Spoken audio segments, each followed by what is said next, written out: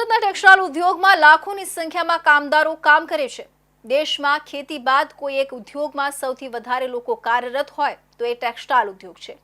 સુરતના ટેક્સટાઇલ ઉદ્યોગમાં ઓછામાં ઓછા 10 થી 12 લાખ લોકોને પ્રત્યક્ષ કે પરોક્ષ રીતે રોજગારી આપે છે। નાના મોટા તમામ ટેક્સટાઇલ ઉદ્યોગ સાથે જોડાયેલા એકમોમાં ખૂબ મોટા પ્રમાણમાં લોકો કામકાજ કરે છે। હાલ લગ્નસરાની સિઝન હોવાથી ટેક્સટાઇલ માર્કેટમાં તેજીનો માહોલ છે, તો બીજી તરફ હોળીમાં વતન ગયેલા પરપ્રાંતીય લોકો પરત ન ફરતા લેબરની અછત વર્તાઈ રહી છે। હાલ વેપારી માટે લેબરની અછત એક મોટો પડકાર બન્યો છે। કેન્દ્ર સરકાર દ્વારા મનરેગાની જે યોજના શરૂ કરવામાં આવી છે તેમાં ઘણા ખરા લોકોને કામ મળી રહ્યું છે। સુરતથી જે લોકો હોળી વખતે પોતાના વતન યુપી, બિહાર સહિતના રાજ્યોમાં જતા હોય છે તેઓ જૂન મહિના સુધી પરત ફરતા નથી। તેના કારણે આજે 1.5 થી 2 મહિનાનો સમય ટેક્સટાઇલ ઉદ્યોગ માટે ખૂબ જ કપરો પુરવાર થાય છે।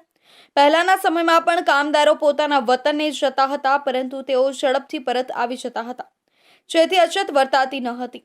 છેલ્લા 4-5 વર્ષથી આ સમસ્યામાં વધારો થયો છે। આજની સ્થિતિમાં સુરતના ટેક્સટાઇલ ઉદ્યોગની અંદર અંદાજે 1.5 લાખ કરતાં પણ વધારે કામદારીને અછત વર્તાઈ રહી છે। ત્યારે એપ્રિલ, મે અને જૂન મહિનામાં છેલ્લા 2-3 વર્ષથી ભારે મુશ્કેલી કામદારોને લઈને થઈ રહી છે। અત્યારે તેજીના માહોલમાં અમને સતત ઓર્ડર મળતા હોય છે અને તે માલને ડિસ્પેચ કરવા માટે લેબરોની ખૂબ જરૂર પડે છે। અમારી પોતાની ડાઇંગ પ્રોસેસિંગ મિલો છે અને ત્યાં પણ પ્રોડક્શનમાં કામદારો મળતા ન હોવાને કારણે પ્રોડક્શન ઉપર પણ મોટી અસર થઈ રહે છે।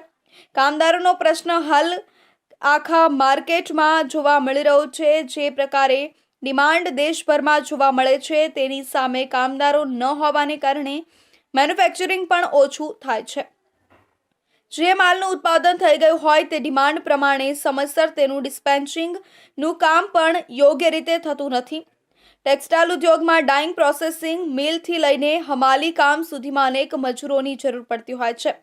ટેક્સટાઇલ ઉદ્યોગમાં કામ કરનારા લેબરો મોટાભાગે યુપી, બિહાર, ઝારખંડ, રાજસ્થાન જેવા રાજ્યોમાંથી સુરત આવે છે। ટેક્સટાઇલ ઉદ્યોગમાં હાલ તેજીના માહોલ વચ્ચે શ્રમિકોની અછતને કારણે કાપડ વેપારી હેરાન પરેશાન થઈ રહ્યા છે। એક તરફ બિહારની મંડીઓમાંથી સારી એવી ડિમાન્ડ નીકળી છે, ત્યારે પાર્સલ, કટિંગ અને પોટલા ઉચકનારા શ્રમિકોની 25% જેટલી શોર્ટેજ વર્તાઈ રહી હોવાથી વેપાર ડિસ્ટર્બ થયો છે।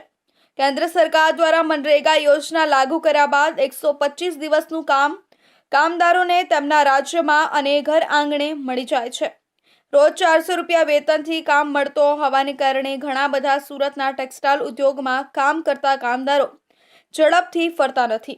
હોળીના સમયે તેઓ સુરતથી યુપી, બિહાર સહિતના તેમના વતને જતા રહેતા હોય છે। ત્યારબાદ તેઓ મનરેગાની અંદર રોજગારી મેળવી લેતા હોય છે। પોતાની ખેતીમાં ઘઉં વગેરેની જે ખેતી થતી હોય છે તે કામ આટોપવાની તૈયારી કરતા હોય છે। તેમજ લગ્નસરા હોવાને કારણે તેઓ પરત ફરતા નથી, જેને કારણે અહીં લેબરોની ખોટ ઊભી થાય છે।